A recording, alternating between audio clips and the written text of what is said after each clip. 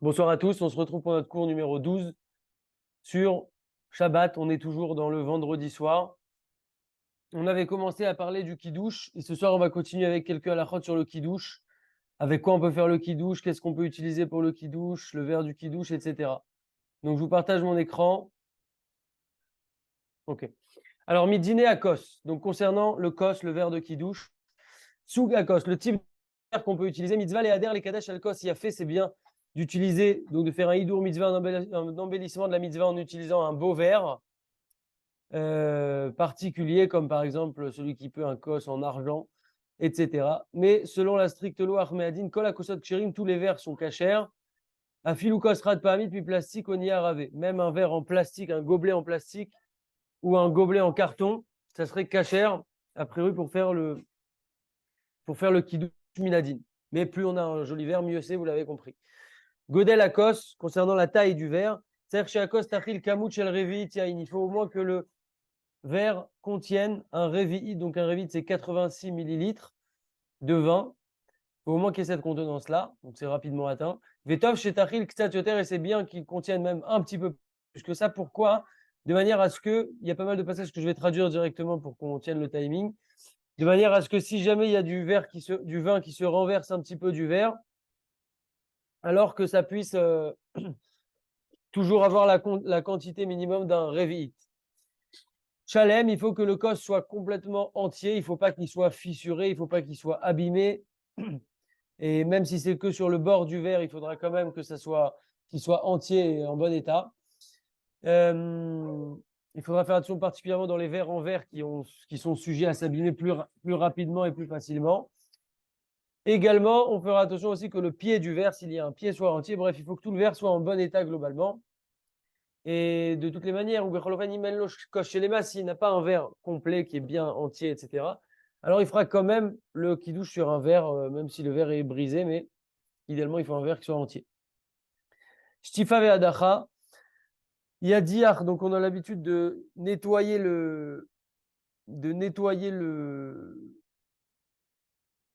on va essuyer le verre de l'intérieur, de l'extérieur, le laver en fait pour qu'il soit bien propre. Mais si le verre, on sait qu'il est déjà propre, alors selon la stricte loi, on n'a pas d'obligation de le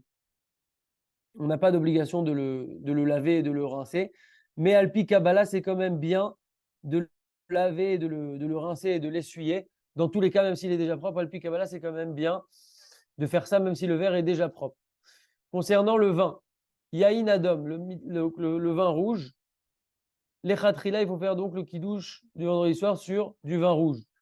Et si maintenant il a que du vin blanc et un petit peu de vin rouge, par exemple, alors il prendra le vin blanc, il mettra un petit peu de vin rouge dans le vin blanc. Et il n'y a pas d'interdit de colorer, puisqu'on a une règle qu'il n'y a pas d'interdit de ensovea b'ma'achal, c'est-à-dire qu'il n'y a pas de problème de coloration. On sait qu'on ne doit pas colorer Shabbat, mais tout ce qui concerne la nourriture, il n'y a pas de coloration, ce n'est pas un problème, donc on peut le faire sans aucun souci. Yahin Mégoulé, c'est un vin qui est resté découvert. On sait qu'on ne doit pas laisser découvert des liquides pendant la nuit parce qu'il y a tout type de mauvais rouards qui peuvent s'imprégner se mettre dans le vin, etc. Et donc, c'est un problème. Et donc, si le vin a été découvert la majorité de la nuit, donc la nuit, c'est quoi? C'est de Tset HaKochavim, la sortie des étoiles, à Alot HaShachar, l'aube. Donc, ça, c'est la durée de la nuit. Si la majorité de la nuit, la majorité de cette durée, le vin a été découvert, c'est un problème et on ne pourra pas faire kidouche dessus. C'est pour ça qu'il faut toujours s'assurer de bien reboucher la bouteille. Par contre, s'il n'a pas d'autre vin, alors on lui permettra quand même de faire ce kidouche sur le vin, même s'il était découvert. Quand on parle de vin découvert, si le vin est dans le frigo, par exemple, ou dans une armoire, ce n'est pas considéré comme découvert. Donc, on parle de découvert, c'est vraiment découvert, par exemple, posé sur une table. Mais s'il est rangé dans une armoire ou dans un frigo, il n'y a pas de problème. Très bien. Il faut faire attention quand on fait la bracha sur le vin, que quand on fait le kidouche, en fait, que ça soit vraiment du vin. On ne peut pas s'amuser à couper avec de l'eau, etc. Alors, si c'est quelques gouttes, on va reparler tout à l'heure de quelques gouttes qu'on met dans le vin, là, il n'y a pas de problème parce qu'il maintient effectivement son goût de vin. Donc, il n'y a pas de problème. Mais par contre, il faudra être encore plus vigilant avec du jus de raisin parce que le jus de raisin a un goût qui est déjà affaibli. Donc, le jus de raisin, il n'y a pas de problème, c'est à Geffen. Mais si on s'amuse à mettre de l'eau dans le jus de raisin et qu'on coupe, alors là, ça devient un vrai problème. Et le risque, en fait, c'est que la bracha devienne sheakol et non plus à Geffen. Et donc, qu'on ne soit pas acquitté du kiddush et qu'on fasse même la mauvaise bracha. Et donc, tout ça, c'est un problème. Et donc, il faut faire attention toujours à ne pas rentrer, en fait, c'est ça l'idée, dans ces idées de dilution, de couper, etc. Encore une fois, si c'est quelques gouttes, c'est bon. Mais il faut vraiment faire attention à ça. C'est important. Yain Mefustar, Yain Mefustar, c'est du vin qui est littéralement pasteurisé. On sait qu'on a deux niveaux de cuisson en quelque sorte du vin. La pasteurisation, c'est en préparant le cours que j'ai vu tout ça, qu'on m'a informé de tout ça, c'est pas de tête. La pasteurisation, c'est à partir de à peu près 83 degrés, tandis que la cuisson, ce qu'on appelle mévouchal, ça va être à partir d'à peu près 88 degrés. Donc il y a d'abord à une température moindre, à peu près 83 degrés, la pasteurisation, mefustar en hébreu, et à 88 degrés, on a mévouchal cuit en hébreu à peu près à 88 degrés. Et donc ce vin, quand il est cuit, il n'y a aucun problème, on fait quand même Boré Peri Geffen dessus, on peut faire le kidouche dessus, les khatrila sans aucun problème. Et donc voilà. Du jus de raisin, on peut faire aussi à Geffen les khatrila, il n'y a aucun problème de faire le kidouche dessus. Et aussi du vin qui est avec un petit peu de gaz, donc comme par exemple, je pense qu'il parle du Moscato ici. Ça aussi, on peut faire le kidouche, les khatrila dessus sans aucun problème. Maintenant qu'on a introduit ces notions-là de Mevouchal et Mefustar, pourquoi on a parlé de ça? Donc déjà pour nous dire que oui, c'est Agefen sans aucun problème, sans aucun doute, et qu'on peut faire le kidouche dessus. Maintenant, on sait qu'on a une règle, et elle nous est ramenée ici au passage, que quelqu'un qui est Mechalel Shabbat Befaresia, donc quelqu'un qui profane le Shabbat Befaresia, c'est-à-dire en public, Dehainu Begaloui, Bifna Asara Yehudim Kumo Anosea Berechev Shabbat, donc comme quelqu'un qui profane Shabbat clairement devant au moins 10 juifs, ça s'appelle rentrer dans la catégorie de Mechalel Shabbat Befaresia. Donc, par exemple, quelqu'un qui vient à la Sina en voiture Shabbat et qui se gare devant tout le monde, il n'en a rien à faire. Ça, c'est quelqu'un qui est Mechalel Shabbat Befaresia. Si la personne, elle sait qu'elle va être discrète, bien sûr qu'elle doit faire tchouva, elle doit faire Shabbat, etc., mais elle va se garer 2 rues derrière pour ne pas se faire remarquer, alors la personne ne rentre pas dans cette catégorie-là de Mechalel Shabbat Befaresia, puisqu'elle fait attention à ça. Donc, une personne, en tout cas, qui profane Shabbat publiquement, qui est Mechalel Shabbat Befaresia, chez Mezag Yain, chez Eno Mefustar, et qui va donc servir maintenant du vin qui n'est pas pasteurisé ou qui n'est pas mévouchal, en tout cas du vin qui n'est pas cuit. Neesar Ayayin chez Bakos Bestia Vasson le Kadesh Alav. Non seulement le vin, on ne peut pas faire le kidouche dessus, mais en plus il est même interdit à la consommation, on ne peut plus le toucher. Vechen Imnaga Beyayin au Shata Umeno, également s'il a touché le vin ou qu'il a bu du vin, alors le vin devient interdit. Quand on dit qu'il a touché, on parle une fois que la bouteille est ouverte. Si la bouteille est fermée, bien entendu, il n'y a aucun problème, puisqu'on imagine même que dans l'industrie, quand ils chargent les bouteilles, etc., forcément qu'elles sont touchées même par des non-juifs directement. Donc on parle d'une bouteille qui est ouverte. S'il touche la bouteille qui est ouverte, il la déplace. S'il touche du vin en l'ayant goûté, ou s'il le sert, on a un problème si la personne est Mechalel Shabbat de Pharisien et on ne pourra pas goûter ce vin et donc ni faire le kidouche dessus. C'est pour ça qu'en fait, il y a cette technique et solution, en fait, c'est pour ça qu'il existe des vins qui sont pasteurisés ou cuits, donc Mefustar ou Mevouchal. Ce vin, en fait, on considère qu'à partir du moment où il subit cette cuisson ou cette pasteurisation, il perd son statut de vin en quelque sorte. Il perd un petit peu, pas complètement son statut de vin, puisqu'on peut encore faire le kidouche dessus et ça en est la preuve, mais disons qu'il perd en qualité, qu'on n'a plus ce problème-là par rapport à la personne qui est Mechalel Shabbat Befaresia. Il y a tout un tas d'alakhot là-dessus, on pourrait rentrer dans les détails et s'intéresser à creuser ça en profondeur, mais là c'est vraiment pour donner l'idée générale. VH Leiser, Brit Mila, il nous dit aussi au passage, il le met en petit, qu'il faut faire attention par exemple dans une Brit Mila, dans un mariage et toutes ces fêtes-là, de ne pas boire de ce qui reste dans le verre, de peur qu'il y ait quelqu'un qui est Mechalel Shabbat Befaresia, qui transgresse Shabbat en public, qui est bu dans le verre et ça poserait donc un véritable problème. Donc si on veut absolument boire de ce vin, il faut faire attention qu'avant qu'il soit arrivé chez nous, dans nos mains, qu'il n'y ait pas une personne Mechalel Shabbat qui l'ait pris. Et dans le doute, donc, on s'abstiendra. Toujours dans le même sujet par rapport à cette histoire de vin, pour savoir un peu qu'est-ce qu'on peut faire, pas faire, etc. Celui qui invite chez lui des invités qui profanent le Shabbat, donc qui ne font pas encore le Shabbat plutôt. Et il les invite pour les associer à sa table, une table de Shabbat. Au passage, on ramènera plus tard, je crois que c'est dans ce livre, où il nous dit que c'est bien d'inviter des gens à notre table qui ne font pas Shabbat. Et on rentrera dans les détails de ça un peu plus tard. Est-ce que si la personne, on sait qu'elle va venir en voiture, est-ce qu'on peut lui dire de venir, etc. En tout cas, il y a un grand inyan comme ça d'inviter des gens à des tables de Shabbat. On sait qu'il y a des gens qui ont déjà fait qui ont déjà fait tchouva, ne serait-ce qu'en assistant à des Shabbatot, et puisque mon papa est connecté, il m'a raconté une histoire une fois où il avait invité un jeune, un copain à lui, il y a très longtemps, plusieurs fois des Shabbatot à la maison, donc chez ses parents, quand mon père il habitait chez ses parents. Et cette personne a fait tchouva à partir de ces Shabbats-là et de ces ambiances de Shabbat avec les plats de Shabbat, les chants de Shabbat, etc. Donc on voit de là l'influence d'amener des gens pour les renforcer à Shabbat. C'est un très beau moment parce que quelqu'un qui ne fait pas Shabbat ne connaît pas par défaut Shabbat et donc ne connaît pas le bonheur du Shabbat. En tout cas, par rapport à notre sujet ici, quelqu'un qui invite quelqu'un chez lui qui n'est pas encore Shomer Shabbat, alors il faudra qu'il prenne, pour pas rentrer dans les problèmes, du vin qui est Mefoustar, donc soit pasteurisé, soit Mevouchal. Comme ça, il n'y a pas de problème ni de contact. Si la personne se sert du vin, on peut encore l'utiliser, etc., etc. Si on n'a pas pu obtenir de vin pasteurisé ou Mevouchal, alors on fera attention qu'il ne se sert pas lui-même le vin pour ne pas rentrer dans des problèmes. Ou comme Imena Mechal Shabbat. Maintenant, si c'est pas qu'ils sont la personne, elle transgresse pas Shabbat, mais c'est juste qu'elle fait pas encore les mitzvot bien comme il faut. Il y a d'autres mitzvot qu'elle fait pas. Je sais pas, admettons, disons que la personne n'avait pas encore les tefilines, par exemple. Là, il n'y a aucun problème. Elle peut toucher la bouteille de vin, c'est pas lié. C'est vraiment par rapport au Inyan de profaner Shabbat, Befaresia en public. C'est là que le problème pourra commencer. Un enfant maintenant qui a mérité, lui, de faire tchouva et de commencer à se rapprocher d'Akadosh Baruch Hu, et son père n'a pas encore commencé à faire Shabbat, et donc il profane encore Shabbat à l'heure actuelle. Alors, et le père fait quand même le kidouche, mais il ne fait pas encore Shabbat, mais il fait le kidouche, ils font une table, etc. Alors, il faudra faire attention, pareil, d'acheter du vin. Le fils fera en sorte d'amener du vin qui est comme ça, Mevouchal ou Mefoustar, pour ne pas rentrer dans les problèmes. Et si ce n'est pas possible, alors il fera un petit peu semblant, il fera discrètement comme s'il goûtait, mais en fait, il ne goûtera pas du vin. Et si maintenant il ne peut pas faire comme ça, parce que son père va venir le regarder pour voir s'il boit, par exemple, alors on lui permet de goûter un petit peu, en cas où vraiment il ne peut pas. Pourquoi? Parce qu'au final, son père, qui a fait le kidouche, en faisant le kidouche, il a dit Zecher le Maaseh Bereshit. On sait qu'on mentionne en souvenir de la création du monde. Donc, par cela, par le fait même qu'ils disent le kidouche, c'est un petit peu comme s'il reconnaissait l'existence d'Akadosh Baruch Hu. Et donc, on pourrait éventuellement s'appuyer sur ça pour qu'il puisse boire un petit peu du vin s'il n'a vraiment aucune solution. Apikoros, donc Apikoros, c'est quelqu'un qui est, je ne sais pas comment on pourrait traduire, Mishéno Mahamid Bedivri Rapotenouzal, quelqu'un qui ne croit pas dans les paroles de nos Chachamim, par exemple quelqu'un qui va se baser que sur la Torah écrite. Alors, Av Sheu Shomer Shabbat ou Mitpalel, même si cette personne est Shomer Shabbat et qu'elle prie, elle va à la Tfila.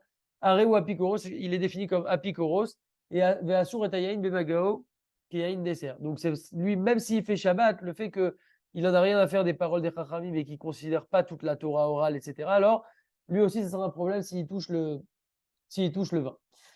Ok, un autre point, Yain Pagoum. Yain Pagoum, donc c'est quoi un Yain Pagoum? C'est un vin duquel on a bu. Dès que lors qu'on boit dans un verre de vin, ça s'appelle Yain Pagoum. El le Kadesh Halav. Donc quelqu'un par exemple qui a fait le kidouche, il y a un verre de kidouche, il a fait le kidouche, il reste du vin. Si je veux refaire moi un kidouche dessus, je ne peux pas faire le kidouche sur ce verre de vin parce qu'il a bu à partir de ce verre de vin. Alors il y a une solution à ça. Aval Yeshlo Takana. Aliédé Sheiten Bomeat Yain Omaim, par le fait qu'il donne un petit peu de vin ou un petit peu d'eau. Donc quand on a dit un petit peu d'eau, c'est vraiment très très peu. De l'eau de laquelle on n'a pas bu ou du vin duquel on n'a pas bu, on va rajouter cette boisson qui est en quelque sorte neuve et propre dans l'ancien verre. Dès lors qu'on en rajoute un petit peu, c'est bon, le yaïn n'est plus pagoum et on pourra dès lors faire le kidouche dessus. Très bien. Concernant la préparation du kidouche, comment ça se passe? On remplit le verre jusqu'au bord du verre, jusqu'à qu'on voit comme une sorte d'arc. Quand on remplit en fait un verre, on voit qu'il y a comme une sorte d'arc comme ça dans ce sens-là. Et on mérite par cela Nachala Bli Metzarim, un héritage sans limite, Blikvoul. Il avait l'habitude comme ça, Rav Ovadia Yosef, de remplir son verre jusqu'en haut. Et il ne craignait pas qu'il y avait un petit peu de vin qui allait tomber et être perdu parce qu'il y avait une petite assiette déjà en dessous, donc le vin tombait sur la petite assiette. Et même si le vin tombe à l'extérieur, c'est pas grave quand même parce que c'est un siman bracha, un rezé siman bracha, comme il nous rapporte ici de la Gemara, Iruvin. Donc c'est pour ça qu'on a l'habitude de remplir vraiment bien le verre, même quitte à ce que ça déborde un petit peu. C'est un siman bracha. Si maintenant Yeshlorak Revi Itiain, il n'a que un Revi de vin, donc 86 ml de vin, on avait dit que c'était la quantité qu'il nous faut pour faire le le kidouche, il faut que le verre contienne au moins cette quantité-là. Mais là, il est dans un problème parce que lui, il a qu'un réveil de vin. Mais le verre, il contient plus qu'un réveil de vin. Ce qui fait que là, il a rempli tout son vin, donc il a la bonne quantité, etc. Mais le verre n'est pas complètement rempli. Alors, il pourra mettre, par exemple, dedans des petits morceaux de sucre ou des dattes ou des noix, en fait, n'importe quoi qui va faire prendre un petit peu de volume. Et ce qui fait que le vin va monter. Il y a donc, on voit vraiment ce sujet-là, ce yin de remplir le verre à ras-bord. C'est bien aussi Mezigat Kostov, Limzog et Ayaïn, Veshelosh Tipot Maïm, Samour la Kidouche. Donc à l'approche du Kidouche, juste avant de faire le Kidouche, de prendre 3 petites gouttes d'eau, pardon, et de les verser euh, dans le vin. Pourquoi? Parce que Alpisod, le vin représente les dinim, la rigueur, alors que l'eau représente la rachamim. Et donc quand on va venir mettre ces 3 gouttes d'eau dans le vin juste avant de faire le Kidouche, on vient par cela adoucir la rigueur. Ensuite, on va prendre le verre de kidouche et Kabel avec Achetakos Beshte Yadav, on va prendre le verre de vin avec les 2 mains. Mais Adam Acher, idéalement, si on le peut, que quelqu'un nous donne le verre de vin. Donc, si on peut être en contact avec sa femme, elle nous donne le verre de vin avec nos 2 mains ou n'importe qui d'autre, en fait. Donc, on se le passe comme ça de 2 mains à 2 mains. On reçoit le verre. Et dans le kidouche, on tiendra le verre de kidouche avec une seule main dans la main droite. Et il ne faut pas céder de la main gauche, il faut vraiment le tenir avec la main droite. Et on le lèvera au moins de 1 téphar, donc 8 cm au-dessus de la table. Donc il faut qu'il y ait au moins 8 cm de levée. Qui est déchiré, niré la mesoubim, pourquoi? Pour que les invités, ceux qui sont à table, regardent le verre. Quand on lève quelque chose, on voit qu'il se passe quelque chose. Sauf si la personne, bien évidemment, si elle est zaken ou affaiblie, donc la personne est âgée ou affaiblie qu'elle ne peut pas tenir, alors elle n'aura pas l'obligation de lever comme ça. Et dans les... Pardon. Il faut un peu de vin, je crois. Dans les verres qui sont des verres à pied, on n'a pas besoin que ce soit le bas du verre à pied qui soit à 8 cm. Il suffit vraiment que ça soit l'endroit où il y a le vin qui commence. C'est ça qui doit être au moins à 8 cm, donc un téphar, à partir de la table. Quelqu'un qui aurait des gants, même s'il veut les garder, c'est bien qu'il les enlève pour faire le kidouche. Et s'il ne peut pas les enlever, alors il pourra les garder s'il a très très froid. Bon, aujourd'hui, ce n'est pas notre cas dans nos pays, Baruch Hashem. Et celui qui a un pansement ou un plâtre ou quelque chose comme ça, il peut quand même faire lui-même le kidouche. Il n'a pas besoin de le passer à quelqu'un d'autre. Il pourra tenir le verre de kidouche avec. Concernant le kidouche maintenant lui-même, Yom Hashishi, donc on tient le verre et on dit Yom Hashishi Vayecholu Hashamaim. Donc vous voyez ici les premières lettres, c'est Yud et E et Vav et He. Donc c'est le nom d'Hachem, Yud Ke Vav Ke. Yom Hashishi Vayecholu Hashamaim, etc., etc. Ensuite on fait la bracha de la Geffen et ensuite on fait la bracha du kidouche comme elle est écrite dans les livres. On a un grand principe, Shomea Keone, c'est un principe général et qu'on va venir ici appliquer au kidouche. Celui qui entend, c'est comme s'il le disait. Donc le fait d'entendre vient en fait en quelque sorte acquitter. Kol mitzvah chez Kiyuma Vedibour, toute mitzvah qui s'accomplit par le dibour, par la parole, alors on applique à la mitzvah le din de Shomea Keone, la loi de Shomea Keone. C'est quoi? C'est-à-dire que Shomea et Adibour, chez Shomea et Adibour, celui qui entend la parole d'une autre personne, c'est comme si lui-même les avait dit. Donc le fait d'entendre, c'est comme si on avait prononcé. Par exemple, quelqu'un qui entend la Megillah à Purim et a l'intention de s'acquitter de son obligation d'écouter la Megillah, et également le lecteur de la Megillah a l'intention d'acquitter l'auditeur, alors l'auditeur effectivement est acquitté comme si lui-même avait lu la Megillah. Alors il en est de même pour le kidouche. Quand on va faire le kidouche, on a l'intention de se faire acquitter par celui qui fait le kidouche, et également celui qui fait le kidouche, c'est très important d'avoir l'intention aussi d'acquitter les autres. On a déjà parlé de cette kavana réciproque qui est nécessaire pour que les choses se passent bien et qu'on soit acquitté. Voilà. Celui qui entend le kidouche d'un homme qui ne connaît pas la halacha,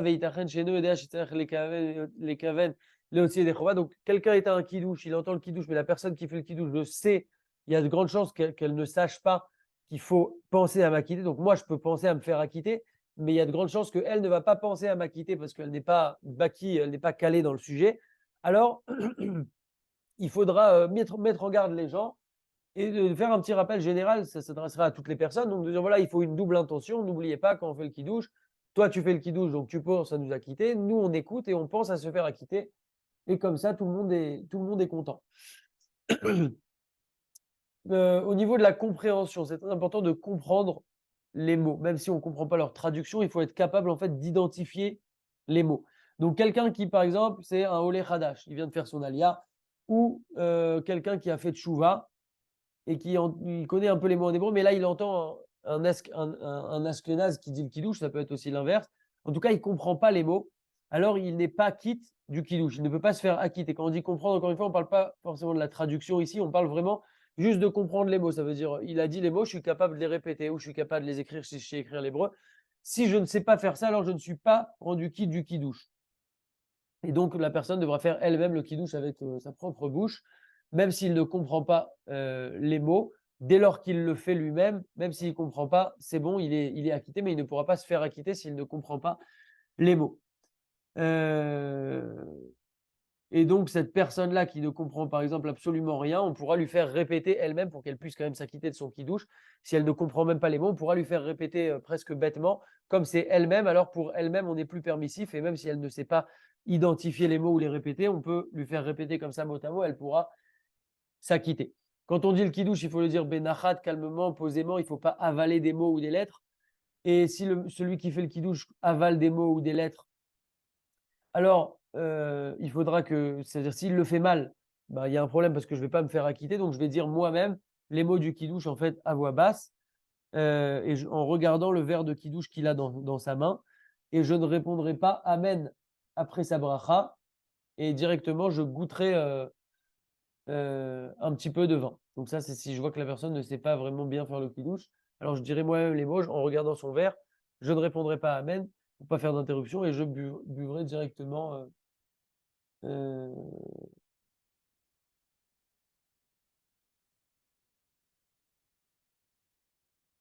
je ne répondrai pas Amen, exactement. Ségoula les zikaron. Donc une ségoula pour la mémoire, quand on dit dans le kidouche zikaron les maaseh bereshit, dans le kidouche de vendredi soir, alors de prolonger le mot zikaron qui veut dire mémoire en hébreu.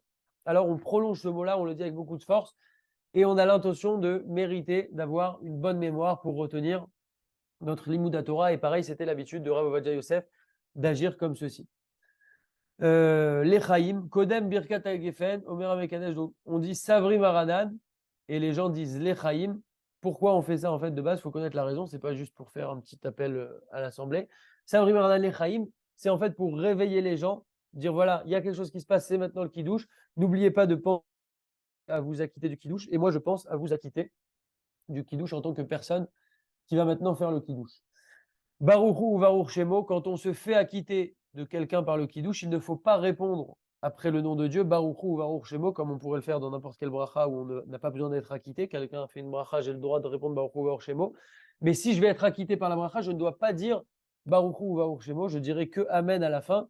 Parce que si je dis Baruchou ou Baruch Shemo, il y a ici un sec, une interruption. Parce qu'on a dit que la règle, c'était que de la même manière que j'écoute, c'est comme si je disais. Donc si là, au moment où j'écoute, je suis en train, c'est comme si je disais la bracha, je ne peux pas en même temps faire la bracha et en même temps dire Baruch Hu Baruch Shemo. Le Baruch Hu Baruch Shemo va venir faire une coupure. Donc je ne dis pas Baruch Hu Baruch Shemo quand je vais me faire acquitter d'une bracha. Pareil, quand il y a des mariés à la choupa, quand on fait les shawarot, on leur dit ne répondez pas Baruch Hu Baruch Shemo parce que c'est une bracha pour vous. Vous devez vous faire acquitter de cette bracha et donc vous ne répondrez que Amen et pas Baruch Hu Baruch Shemo pour ne pas faire de hefsek d'interruption. Celui qui s'est trompé a quand même répondu Baruch Hu Baruch Shemo. Il ne doit pas recommencer le kiddush, il est quand même acquitté, mais voilà, l'idée c'est qu'il ne faut pas dire Baruch Hu Baruch Shemo. Très bien. Une seconde. Ok, on a une règle qui dit Afalpi Sheyatsa Motzi. Même si quelqu'un s'est acquitté d'une obligation, alors il peut aussi sortir, il peut aussi acquitter d'autres personnes. De quoi il s'agit? Il s'agit en fait de refaire le kiddush plusieurs fois, tout simplement, pour soi-même et pour d'autres personnes. C'est pas parce qu'on s'est acquitté de quelque chose qu'on ne peut plus le faire. Yachol Adam les Kadesh les Chavero, chez nous les Kadesh, quelqu'un peut faire le kiddush à son ami qui ne sait pas faire le kiddush, par exemple. Et ensuite, lui, il pourra lui-même, après, aller chez lui tranquillement et faire le kiddush aux membres de sa famille. Il n'y a aucun problème. Ou les Inyan Teima Me'ayin. Maintenant, concernant le fait de goûter le vin, alors il y a deux possibilités pour cette personne qui veut acquitter quelqu'un. Première possibilité, chez Ishte Revi'it Yain, qu'il boit un Revi, donc un 86 ml de vin. Pourquoi? C'est une notion qu'on verra. Une seconde, excusez-moi.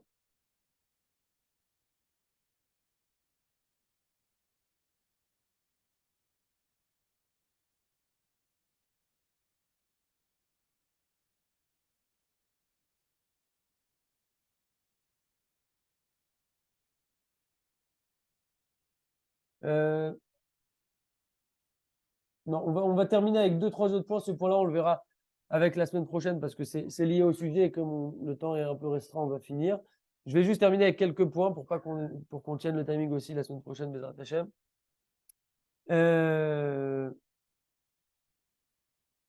Voilà, on va faire ces petits points-là. Teimot chez Kodem à Seouda. Donc, attendez une seconde.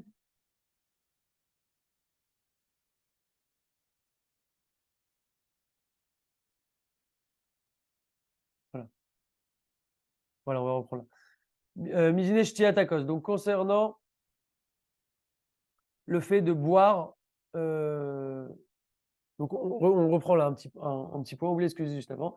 Midine Shiatakos. Donc, concernant le fait de boire maintenant dans le verre. Bessiou Makidouche Ishte Amekadesh et Rovakos. Quand on finit le kidouche, celui qui fait le kidouche doit boire la majorité du verre. Rappelez-vous, on avait dit que le verre devait au moins contenir 86 millilitres. Donc, la majorité du verre, c'est à peu près Melolugmav, c'est aussi la quantité qui est pour remplir une joue. C'est ça qu'on considère comme la majorité du verre ici. Et ça correspond à peu près à un demi, 41 grammes, donc disons à peu près 42 millilitres comme ça. Veim caché le shtotken, s'il lui est difficile de boire autant, donc un rov de la majorité du verre, alors il goûtera un petit peu et il donnera à une autre personne à boire au moins cette quantité. En tout cas, il faut qu'il y ait au moins cette quantité-là de rov à cos qui soit bu la majorité du verre. Ou Melo Lugmav, le fait de remplir une joue. Parce que si vous avez un verre immense, on peut aussi boire ce Melo Lugmav, cette quantité-là de 41 grammes, c'est bon aussi. Il ne faut pas que ça soit l'association de plusieurs personnes, c'est juste que si lui, il peut pas, alors lui, au moins, il goûtera, mais il faut que la personne qui va goûter, il faut tout de suite qu'il y ait une personne qui goûte pour valider le kidouche, il faut qu'elle goûte la bonne quantité. Il faut que ce soit une seule personne qui la goûte. Si c'est pas lui, il faut que ce soit quelqu'un d'autre, mais une seule personne. Chibouv mitzvah ou refoua. Mitzvah minavukra les shomi metakidush lit om et ayayin. Le chibouv mitzvah, c'est une mitzvah de choix, donc c'est l'idéal que ceux qui entendent le kiddush goûtent du vin pour pouvoir montrer leur attachement à la mitzvah. Et il y a dans cela une ségoula pour deux choses, de goûter le vin du kiddush, pour la refoua, pour la guérison, et pour les maorenaïm, pour avoir une bonne vue. Très bien. Le Shulchan Aruch tranche. Lo ishte me'akos ve'itan lechavero. Il ne faudra pas boire d'un verre et le donner ensuite à quelqu'un à boire. On va expliquer. Mipene sakanat nefashot, car il y a ici un danger, une sakanat nefashot. Quel danger? Chez Ulay chavero nimas lishtot mimash shishayarze. Peut-être que son ami à qui il va donner, peut-être ça le dégoûte lui de boire après lui. Ou Mechamat Aboucha, et comme il a honte maintenant, malgré lui, il va se forcer à boire parce qu'il a honte, il est gêné de lui dire que ça me dégoûte de boire après toi. Et il risque d'être malade comme ça et d'en venir à un danger. Donc c'est le Shulchan qui parle, hein, c'est pas des exagérations ou quoi que ce soit. Et donc il risque d'en venir à un danger. Alken, c'est pourquoi Loïten me koso le chavero. Et la imken me vakesh menolitom. Il ne donnera à son ami à boire que s'il lui demande, qu'il lui fait comprendre que oui, effectivement, il veut boire de lui après son verre. Mais il ne faut pas aller lui forcer comme ça la main et lui proposer. Concernant le kidouche à la maison, Veulam be kidouche babaït, en makpidim mazé, on n'est pas rigoureux comme cela pour le kidouche à la maison, puisque en général, dans les membres d'une famille, on n'a pas ce sentiment de ça va être pas dégoûtant ou ça va être moins dégoûtant. Donc, on n'a pas ce problème-là quand c'est en famille.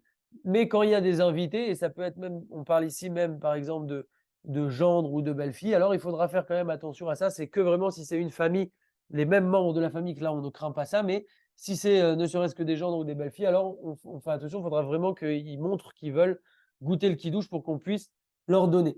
On termine avec ça. Efsek Bedibour, Im Diber Amekadesh Kodem Shetarab. Si celui qui fait le kidouche a parlé avant d'avoir goûté, on sait que normalement il finit le kidouche et il doit immédiatement goûter sans faire d'interruption, comme pour toute bracha d'ailleurs au passage. Choser les varer, agefen bilvan. Il faudra qu'il recommence, celui qui fait le kidouche, de faire uniquement la bracha de agefen. Celui maintenant qui entend le kidouche et qui lui a parlé pareil à la fin du kidouche avant qu'il ait pu goûter, Yatsa Yedechova, il est acquitté de son. Lui, il n'y a pas de problème, il est acquitté de son obligation. Il n'aura pas besoin de refaire à Geffen comme celui qui fait le kidouche lui-même. Et il n'aura pas besoin de goûter du verre de kidouche. Ou Mikol Makov, Imrotse Bedav Kalitom, si maintenant il veut absolument goûter le kidouche, alors lui aussi, même celui qui entend le kidouche, devra lui aussi refaire à Geffen s'il a parlé entre la fin du kidouche et le moment de goûter, s'il a causé cette interruption. Et